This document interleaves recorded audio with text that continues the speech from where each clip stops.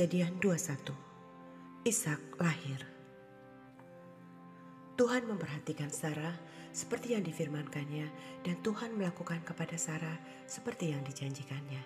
Maka mengandunglah Sarah, lalu ia melahirkan seorang anak laki-laki bagi Abraham dalam masa tuanya, pada waktu yang telah ditetapkan sesuai dengan firman Allah kepadanya. Abraham menamai anaknya yang baru lahir itu Ishak, yang dilahirkan Sarah baginya. Kemudian Abraham menyunat Ishak, anaknya itu, ketika berumur 8 hari, seperti yang diperintahkan Allah kepadanya. Adapun Abraham berumur 100 tahun ketika Ishak anaknya lahir baginya. Berkatalah Sarah, Allah telah membuat aku tertawa.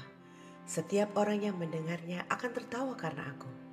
Lagi katanya, siapakah tadinya yang dapat mengatakan kepada Abraham, Sarah menyusui anak?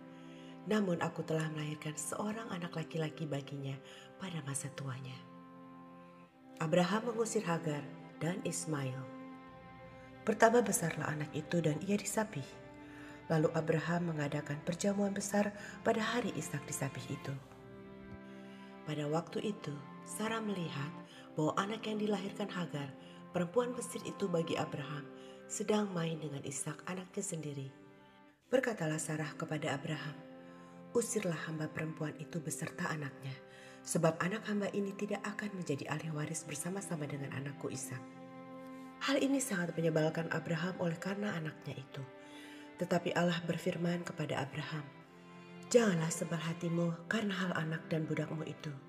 Dalam segala yang dikatakan Sarah kepadamu, haruslah engkau mendengarkannya, sebab yang akan disebut keturunanmu ialah yang berasal dari Ishak. Tetapi keturunan dari hambamu itu juga akan kubuat menjadi suatu bangsa, karena ia pun anakmu. Keesokan harinya pagi-pagi Abraham mengambil roti serta sekirbat air dan memberikannya kepada Hagar. Ia meletakkan itu beserta anaknya di atas bahu Hagar. Kemudian disuruhnyalah perempuan itu pergi. Maka pergilah Hagar dan mengembara di padang gurun Beersheba.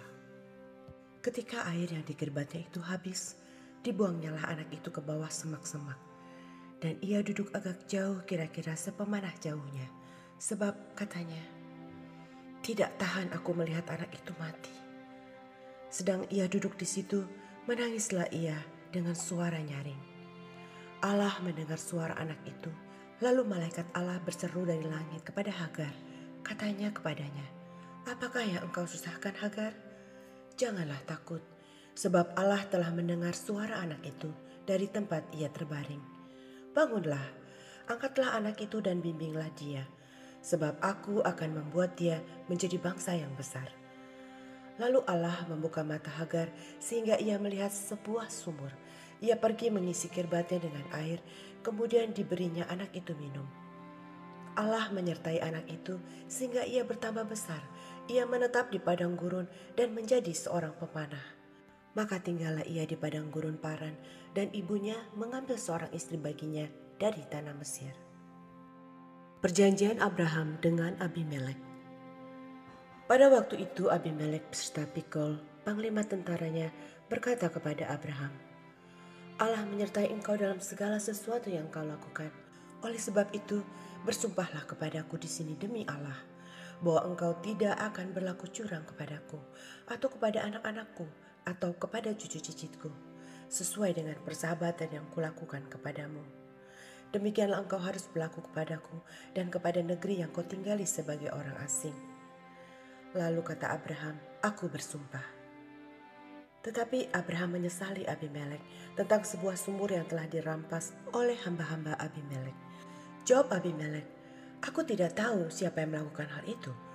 Lagi tidak kau beritahukan kepadaku, dan sampai hari ini belum pula ku dengar.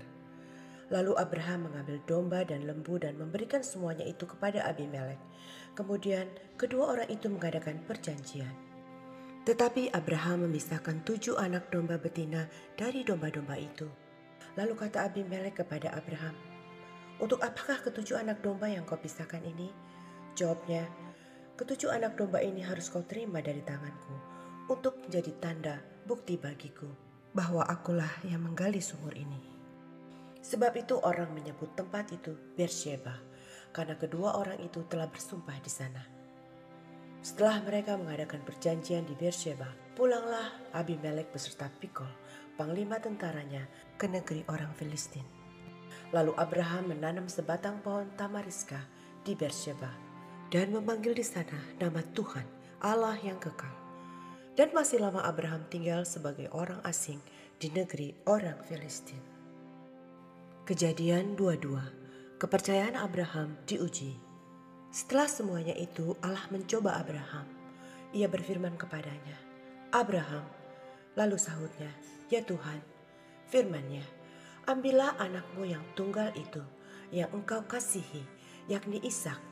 Pergilah ke tanah Moria dan persembahkanlah dia di sana sebagai korban bakaran pada salah satu gunung yang akan kukatakan kepadamu." Keesokan harinya pagi-pagi bangunlah Abraham. Ia memasang pelana keledainya dan memanggil 2 orang bujangnya beserta Ishak, anaknya. Ia membelah juga kayu untuk korban bakaran itu. Lalu berangkatlah ia dan pergi ke tempat yang dikatakan Allah kepadanya. Ketika pada hari ketiga Abraham melayangkan pandangannya, kelihatanlah kepadanya tempat itu dari jauh. Kata Abraham kepada kedua bujangnya itu, "Tinggallah kamu di sini dengan keledai ini. Aku beserta anak ini akan pergi ke sana. Kami akan sembahyang, sesudah itu kami kembali kepadamu." Lalu Abraham mengambil kayu untuk korban bakaran itu dan memikulkannya ke atas bahu Ishak anaknya. Sedangkan di tangannya dibawanya api dan pisau. Demikianlah keduanya berjalan bersama-sama. Lalu berkatalah Ishak kepada Abraham ayahnya, "Bapa," sahut Abraham. "Ya anakku." Bertanyalah ia, "Di sini sudah ada api dan kayu, tetapi di manakah anak domba untuk korban bakaran itu?" Sahut Abraham, "Allah yang akan menyediakan anak domba untuk korban bakaran baginya, anakku." Demikianlah keduanya berjalan bersama-sama. Sampailah mereka ke tempat yang dikatakan Allah kepadanya. Lalu Abraham mendirikan mezbah di situ, disusunnyalah kayu, diikatnya Ishak anaknya itu, dan diletakkannya di mezbah itu di atas kayu api. Sesudah itu Abraham mengulurkan tangannya, lalu mengambil pisau untuk menyembelih anaknya. Tetapi berserulah malaikat Tuhan dari langit kepadanya, "Abraham, Abraham." Sahutnya, "Ya Tuhan." Lalu ia berfirman, "Jangan bunuh anak itu, dan jangan kau apa-apakan dia, sebab telah ku ketahui sekarang bahwa engkau takut akan Allah, dan engkau tidak segan-segan untuk menyerahkan anakmu yang tunggal kepadaku." Lalu Abraham menoleh dan melihat seekor domba jantan di belakangnya, yang tanduknya tersangkut dalam belukar. Abraham mengambil domba itu lalu mengorbankannya sebagai korban bakaran, pengganti anaknya. Dan Abraham menamai tempat itu Tuhan menyediakan. Sebab itu sampai sekarang dikatakan orang, di atas gunung Tuhan akan disediakan. Untuk kedua kalinya berserulah malaikat Tuhan dari langit kepada Abraham. Katanya, "Aku bersumpah demi diriku sendiri, demikianlah firman Tuhan.